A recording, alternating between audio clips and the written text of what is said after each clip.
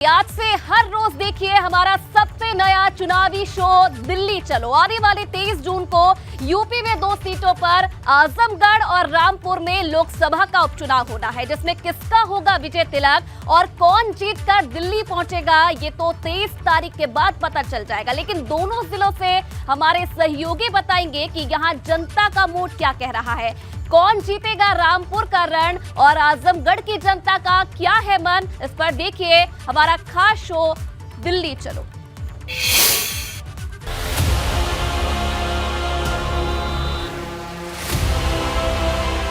रामपुर से दिल्ली तक क्या है जनता का मिजाज,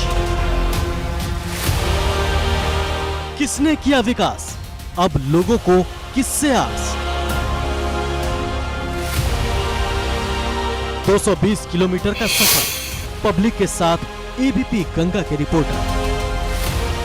कौन जीतेगा रामपुर का रण, खुलकर कहो दिल्ली चलो। नमस्कार, मैं हूं सनुज शर्मा। दिल्ली चलो में आज मैं पहुंचा हूं उस रामपुर में जिस रामपुर को नवाबों की रियासत के रूप में जाना जाता है। यहाँ अब आजम खां का भी बड़ा दखल देखने को मिलता है। यहाँ होने वाले लोकसभा उपचुनाव पर सबकी नजरें टिकी हुई हैं। समाजवादी पार्टी और बीजेपी में आमने सामने का कड़ा मुकाबला है। क्या यहाँ फिर कमल खिलेगा या फिर साइकिल स्पीड से दौड़ेगी, इसी पर सबकी नजरें टिकी हैं। रामपुर लोकसभा के मिलक विधानसभा के लोग क्या सोचते हैं, यही जानने के लिए हम गांव में पहुंचे हैं। और गांव में आप देखिए कि तमाम जो लोग हैं वो इस वक्त यहां खड़े हुए हैं और चुनाव पर चर्चा चल रही है। चूंकि चुनाव यहां पर नजदीक है, 23 जून को वोट डाले जाएंगे। ये अपना वोट किसको डालने जा रहे हैं, किसको दिल्ली भेजने जाने जा रहे हैं और किसको कितनी मजबूती से दिल्ली क्यों भेजेंगे, यही इन लोगों से हम बातचीत कर लेते हैं। आपका नाम जानना चाहूंगा, ये बताइए दिल्ली किसको भेज रहे हैं। मेरा नाम हर्षित यादव और इस बार दिल्ली पूर्ण बहुमत के साथ आसिम रजा जी पहुंच रहे हैं, पूर्ण बहुमत के साथ। अच्छा, क्योंकि देखिए मंदिर और मस्जिद की राजनीति बहुत हो गई, मंदिर मस्जिद बहुत बन गए। नहीं मिला तो युवाओं को रोजगार नहीं मिला, नहीं बनी तो फैक्ट्रियां नहीं बनी। गांव में गाय बिल्कुल फसल बर्बाद, बिल्कुल नष्ट, उनका कुछ नहीं हुआ। गौशाला में शाम को छोड़ कर आओ तो सुबह वो घर पे खा रही हैं, आके देखो तो घर पे ही। तो मेरा गौशाला वाले रोकते हैं, सुबह छोड़ देते हैं। इसलिए सरकार हमारी समाजवादी पार्टी ही अच्छी थी और पूर्ण बहुमत के साथ इस बार भी आसिम रजा जी ही दिल्ली पहुंचेंगे और समाजवादी सरकार बनेगी इस बार। जी आप क्या सोच रहे हैं, इनकी बात तो सुन लें। मेरा नाम राम सेवक शर्मा है। रामपुर जिले से घनश्याम सिंह लोधी जो भारतीय जनता पार्टी के प्रत्याशी हैं वो जीत करके जा रहे हैं। क्योंकि जब से नरेंद्र मोदी देश की राजनीति में और प्रदेश में योगी आदित्यनाथ जी की सरकार बनी है, तब से भयमुक्त समाज, भ्रष्टाचार मुक्त समाज, ये सब कुछ हुआ है। आज घर में बहन बेटियां सुरक्षित हैं। कहीं भी कोई क्षेत्र में चले जाइए, कहीं सामान लोगों को कहीं कोई नुकसान नहीं है। किसी प्रकार के अपराध पूरी तरह से समाप्त हो गया है। प्रतिदिन का हिसाब देखा जाए तो कितने किलोमीटर प्रतिदिन के हिसाब से सड़कों का निर्माण हो रहा है, रेलवे का निर्माण हो रहा है। शिक्षा के क्षेत्र में, व्यवसाय के क्षेत्र में भी आगे बहुत कुछ विकास हुआ है। और सबसे बड़ी बात है कि हमारे ग्रामीण क्षेत्र में लोग आराम से चैन की नींद सो रहे हैं। समाजवादी पार्टी की सरकार थी तो लोगों का निकलना दूभर हो गया था, घर से गाय खुल जाती थी, अनेक प्रकार के घर से जाने वाले लोगों की मोटरसाइकिलें चोरी हो जाती थी, लोगों का अपहरण हो जाया करता था, लड़कियों का निकलना दूभर हो जाया करता था। आज उससे हमें निजात मिली है, उससे हमें मुक्ति मिली है। घनश्याम सिंह लोधी को पूरी निष्ठा के साथ पूरा रामपुर जिले के लोग दिल्ली सांसद बना करके भेज रहे हैं। कहीं किसी प्रकार का कोई संशय नहीं है। संशय नहीं, यहाँ ताऊ जी बता दीजिए, आप भी प्रवीण कुमार शर्मा, उत्तर प्रदेश में योगी, देश में नरेंद्र मोदी और रामपुर में घनश्याम लोधी। ताऊ जी आप भी बता दीजिए। जी दिल्ली किसे भेज रहे हो? घनश्याम लोधी। अच्छा, क्यों? और आसिम रजा भी तो देखिए आसिम रजा हैं, उनके समाजवादी के शासनकाल में घर आए तो घर में चोरी, जंगल में गए तो बैल चोरी, गाय कट गई, बैल कट गए, तो केवल लूटपाट के अलावा और क्या था। हैं आज की तारीख में आधी रात में आओ, दिन में आओ, किसी समय कोई न लूट है न पाट है, भयमुक्त समाज की रचना हो रही है। अच्छा, हाँ, तो इसलिए नहीं भेजेंगे। बिल्कुल। अब आपने इन देखे तो हाँ, आप ही अकेले। अभी हमारे ताऊ जी ने बात कही थी कि अब चैन से घर में सो रहे हैं। ठीक है, खेतों में आप जाके देख लीजिए, शाम को आ जाना मेरे यहाँ पर। आप रातों में सो रहे हैं खेतों में, खेत में क्या रखा रहा है, गाय।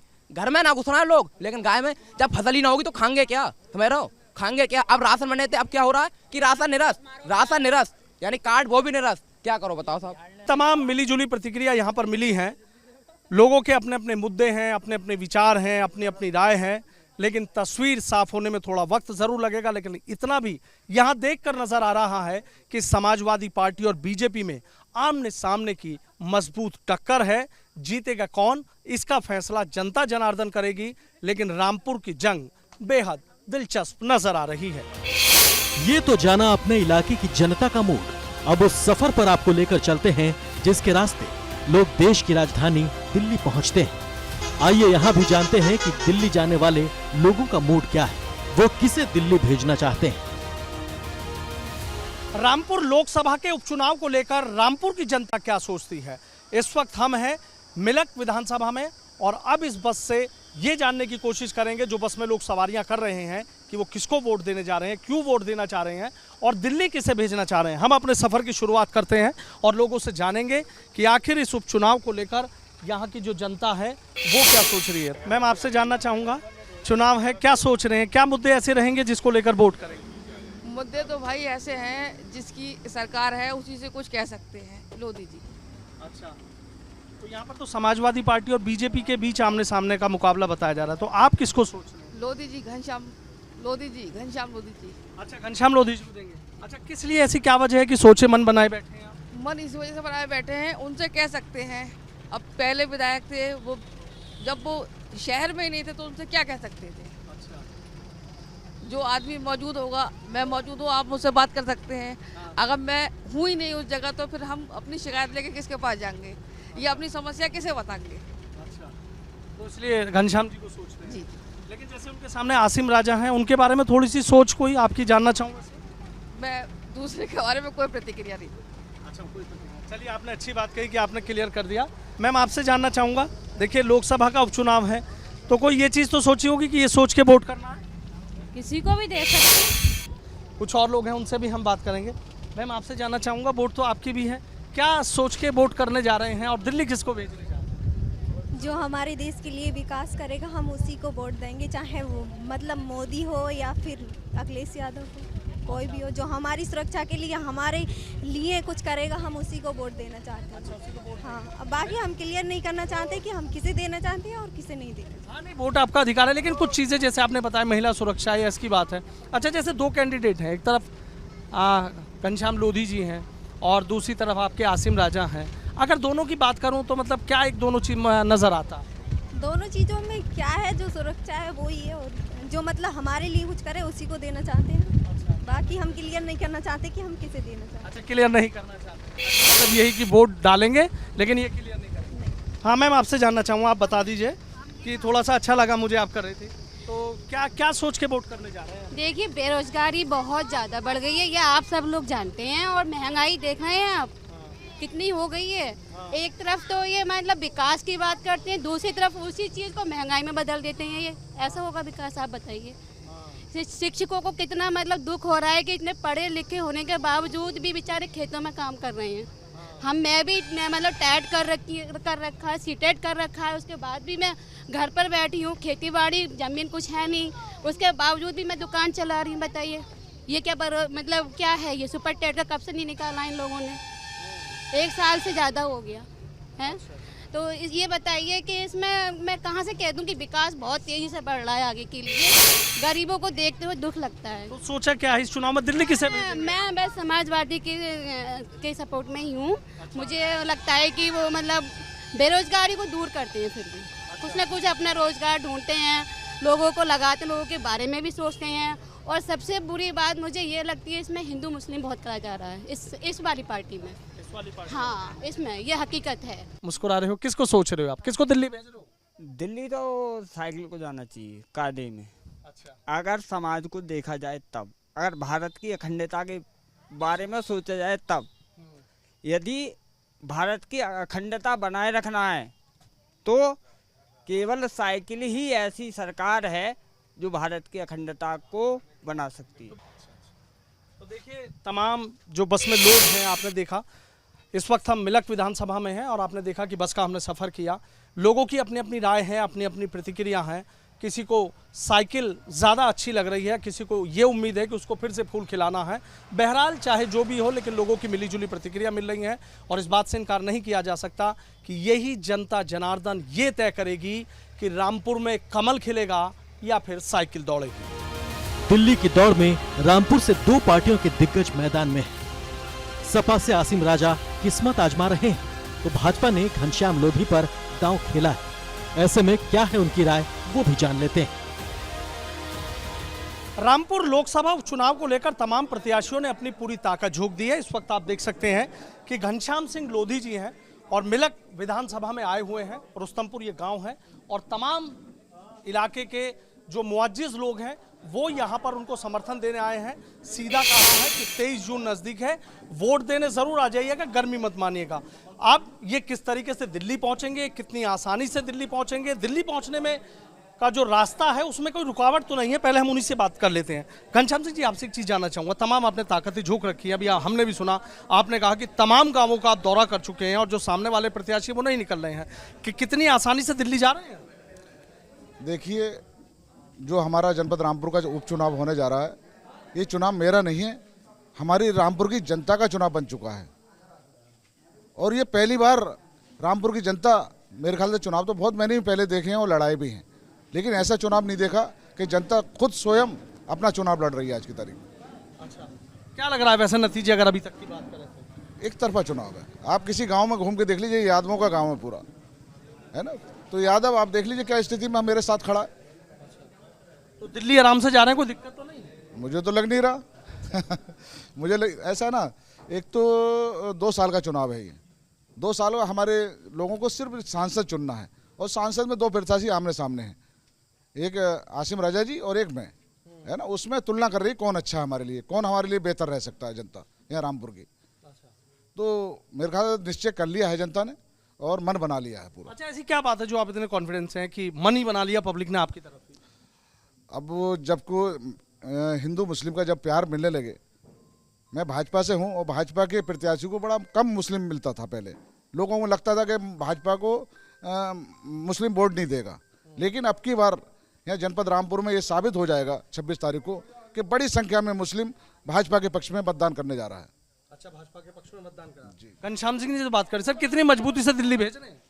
100%, 1000%। अच्छा, कितनी ताकत लगाई है? पूरी ताकत लगी हुई है, सब जनता वोट दे रही है, जीतेंगे हर कीमत। अच्छा, हर कीमत पे जीतेंगे। सर, आपसे भी बात कर लेता हूँ, देख रहा हूँ कि सब एक ही बात कह रहे हैं कि हम ही जीतेंगे। किस तरीके से पूरा एक प्रचार कर रहे हैं और कितनी उम्मीद है कि आसानी से दिल्ली जा रहे हैं? भाई साहब, लगभग हम तो जीत चुके, लेकिन सर्टिफिकेट लेने की देर है। बाकी जनता का पूरा समर्थन, हिंदू मुस्लिम सिख ईसाई सारे का, पूरे जिला रामपुर का समर्थन बीजेपी के लिए है और बीजेपी के लिए लगभग अब सभी चाहने लगे हैं। क्यों, बीजेपी ने जो किया है आज तक, वो सन 47 से लेकर आज तक किसी ने नहीं किया। जो सपने थे वो सारे पूरे किए हैं, चाहे वो कश्मीर 370 हो, कोई उम्मीद नहीं थी हटेगी, वो बीजेपी ने हटाई। राम मंदिर का मुद्दा था, मतलब 10 साल से चला आ रहा था, अभी तक पूरा, पहले तक पूरा नहीं हो पाया, लेकिन वो बीजेपी सरकार ने मंदिर भी बन गया है और 370 भी हट गई, तो इसलिए जनता हमारी बहुत संतुष्ट है। और जब से बीजेपी सरकार बनी, कोई हिंदू मुस्लिम झगड़ा नहीं हुआ है। रामपुर की मिलक विधानसभा सीट पर 2022 में कमल खिला है, लेकिन रामपुर लोकसभा के उपचुनाव में यहाँ की जनता किसको वोट देना चाहती है, ये बेहद दिलचस्प होगा। सबसे बड़ी बात यह है कि समाजवादी पार्टी को उम्मीद है कि रामपुर लोकसभा उपचुनाव में उसकी साइकिल बेहद स्पीड से दौड़ेगी, जबकि बीजेपी को इस बात का भरोसा है कि यहाँ की जनता फिर से कमल खिलाएगी। बात चाहे जो भी हो, लेकिन यहाँ का जो चुनावी रण है वो बेहद दिलचस्प होने जा रहा है।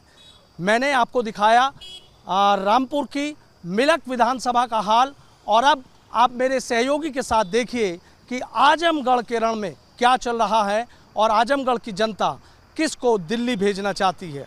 मैं जल्द ही आपको दिखाऊंगा रामपुर की किसी और विधानसभा का भी हाल कि वहाँ की जनता इस रामपुर लोकसभा उपचुनाव को लेकर क्या सोचती है।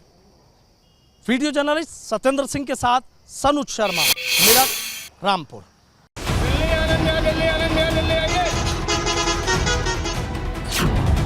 आजमगढ़ से दिल्ली तक क्या है जनता का मिजाज?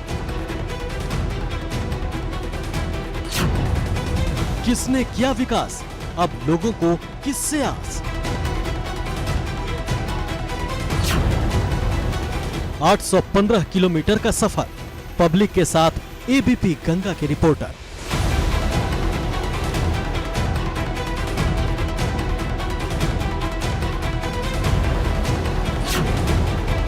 कौन जीतेगा आजमगढ़ का चुनावी रण, खुलकर कहो, दिल्ली चलो। आजमगढ़ में चुनावी रण जारी है और चुनावी रण में जनता और खासतौर पे आजमगढ़ की जनता किसको दिल्ली भेजेगी, इस बस में सवार आजमगढ़ सदर विधानसभा के यात्रियों से हम जानेंगे और उनसे बातचीत करेंगे उन मुद्दों पर जो इस बार चुनावी मुद्दे बनने वाले हैं। तो विशेष आ जाइए और चलते हैं इस सफर पर, जहां से आजमगढ़ की सदर विधानसभा की जनता मुद्दों की बात करेगी और मुद्दों की बात करते हुए ये बताएगी कि आखिर वो दिल्ली किसको भेजेगी।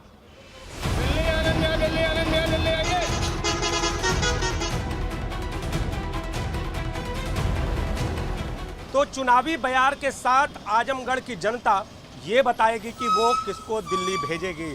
बस के सफर में हम मौजूद हैं और आजमगढ़ के जो सदर विधानसभा के रहने वाले लोग हैं उनसे जानेंगे। तो सर, आप सदर विधानसभा के निवासी हैं, तो इस बार मुद्दे क्या हैं? देखिए, सदर विधानसभा में देखा जाए तो कोई विकास कार्य नहीं हुआ है, ठीक है ना, और एक ही परिवार का दबदबा है वहाँ। इसके पहले मुलायम सिंह रहे, उनके बाद अखिलेश यादव रहे, और अखिलेश यादव विधायक जब चुन के गए तो ये अपनी चीज़ छोड़ के चले गए। फिर बाई इलेक्शन होने वाला है, लेकिन 5 साल तक ये लोग झांकने नहीं आते हैं और इसीलिए आजमगढ़ पिछड़ा हुआ है आज भी विकास के लिए। तो किसको दिल्ली भेज रहे हैं आप लोग, किसको दिल्ली भेजेंगे? अब वहाँ तो देखिए चुनावी आंकड़ा कुछ अलग ही है, कुछ जातिगत आंकड़ा अलग है, सारी चीज़ें आप जानते ही हैं वहाँ, इसीलिए उनका अपना हमेशा दबदबा रहता है। लेकिन इस बार जो है साल 1.5 साल का ये है कि उसके बाद फिर चुनाव होगा, तो हम चाहते हैं कि कोई नया चुन के इस बार आए ताकि आजमगढ़ शहर पे विकास पे ध्यान दें, क्योंकि बहुत सारी दिक्कतें वहाँ पर हैं। क्या क्या दिक्कतें हैं जो अभी तक उसको? वहाँ की सड़कें सही नहीं हैं, शहर की खासकर, हाँ, टूटी फूटी सड़कें हैं, जब की है तभी की बनी हुई है, और सारी साफ सफाई की व्यवस्था वहाँ पे ठीक ठाक नहीं। तो देखा जाए तो बाकी सारी तो इंडस्ट्रियों के नाम पे एकदम जीरो है, वो कोई इंडस्ट्री नहीं है, बेरोजगारी चरम सीमा पे है वहाँ पर, ठीक है। तो ये सब बहुत सारे वहाँ पे मुद्दे हैं जिसकी वजह से तो आजमगढ़ की जनता उसी को पास करेगी जो विकास करेगा। और महिलाएं भी हमारे साथ हैं, तो आप बताइए किसको दिल्ली भेजेंगे? बीजेपी को। हम तो पहले से ही कोशिश कर रहे हैं कि उन्हीं को दें। क्यों? उनके काम अच्छे लगते हैं, विकास की तरफ ध्यान देते हैं, सफाई की तरफ ध्यान देते हैं, एजुकेशन की तरफ। उपचुनाव हो रहे हैं, अगर बात करें तो समाजवादी पार्टी का कब्जा इस सीट पे रहा, और उन लोगों सपा का ये होता है कि उनको मालूम होता है कि मैं इस सीट से निकल जाऊंगा, कुछ करूं या ना करूं। तो अच्छा, महिलाएं आमतौर पे कैंडिडेट देख रही है या पार्टी देख रही है? चूंकि दिनेश लाल यादव निरहुआ खड़े हैं उससे, बीजेपी से। कैंडिडेट नहीं, पार्टी देख रही हैं। कुछ और भी महिलाएं हैं और वो हम पीछे पहुंचेंगे। सीट को लेकर काफ़ी गहमा गहमी का माहौल है। 3 कहा जा रहा है, 3 पार्टियां, सबके अपने अपने दावे। कहा जाता है कि आजमगढ़ में जातिगत आंकड़ा ज़्यादा काम करता है। वो नेता खुद दिखा दिए अपनी औकात कि आजमगढ़ में अखिलेश का वो है, तो इधर न कोई साधन देते हैं न कोई सुविधा देते हैं, वो अखिलेश से चिढ़ते हैं। इधर कोई नहीं साधन दिए, ना सड़क बना रहे हैं, ना साधन दे रहे हैं, ना लाइट ढंग से आ रही है, कुछ भी नहीं आ रहा। तो सदर सीट की बात हो रही है और एक सज्जन बहुत देर से पीछे से बता भी रहे थे। तो सर, एक चीज़ जानना चाहेंगे, सदर सीट की बात हम कर रहे हैं, तो ये जो सदर सीट है विकास के पैमाने पर कितनी खरी होती है? लंबे समय से कहा जा रहा है इंदिरा गांधी हैं तो विकास का क्या काम करेंगे? किसको दिल्ली भेजेंगे इसमें? दिल्ली कहाँ भेजेंगे?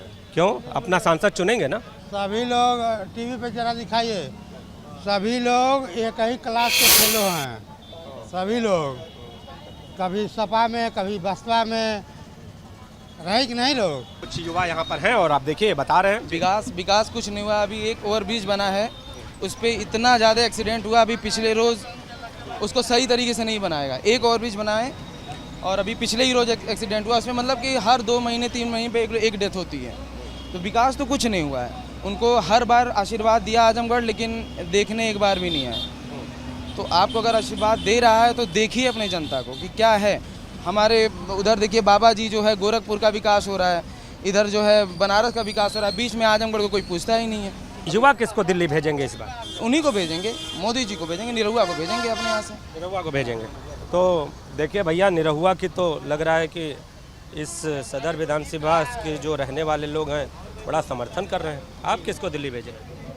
सर देखिए, काम पर है सर, जो काम करेगा आगे जाएगा, मेन यही बात है। कोई भी हो, कोई पार्टी से हो जी। तो गुप्त रखेंगे, नाम नहीं खोल रहे? नाम नहीं सर, जो काम करेगा आगे जाएगा। ये तो जाना अपने दिल्ली पहुंचने वाली जनता का मूड। अब आपको दिखाते हैं कि आजमगढ़ से सपा उम्मीदवार किस तरह अपनी जीत का दावा ठोक रहे हैं। हमारे साथ जो समाजवादी पार्टी के प्रत्याशी धर्मेंद्र यादव जी हैं। धर्मेंद्र जी, जनता दिल्ली आपको क्यों भेजे? सवाल मेरा ये है। और जिस तरह से सदर विधानसभा, तमाम विधानसभाओं में आप घूम रहे हैं, तो ये क्या, इसे हम कैसे ले? आजमगढ़ की जनता के मुद्दे क्या हैं? स्वाभाविक तौर पे आजमगढ़ के लोगों ने हमेशा समाजवादियों को मौका दिया है, और मौका ही नहीं दिया, मौका बहुत जज्बाती, बहुत भावनात्मक और बहुत रचनात्मक रिश्तों के साथ ये आजमगढ़ की माटी और समाजवादियों की चीज़ें रही हैं। ये ऐसी ऐतिहासिक सरजमी है जिस सरजमी के लिए आदरणीय चौधरी साहब ने कहा था कि मैं बागपत छोड़ दूंगा, आजमगढ़ नहीं छोड़ूंगा। उन्हीं की परंपरा को आगे जब नेताजी ने बढ़ाया तो उन्होंने कहा कि अगर इटावा मेरा दिल है तो आजमगढ़ मेरी धड़कन है।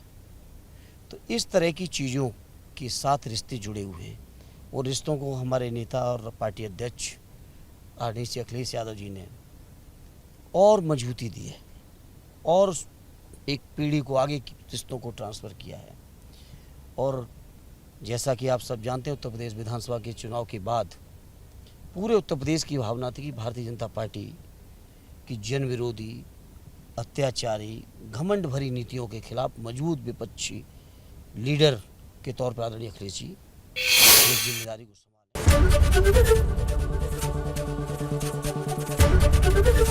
एबीपी गंगा, खबर आपकी, जुबान आपकी।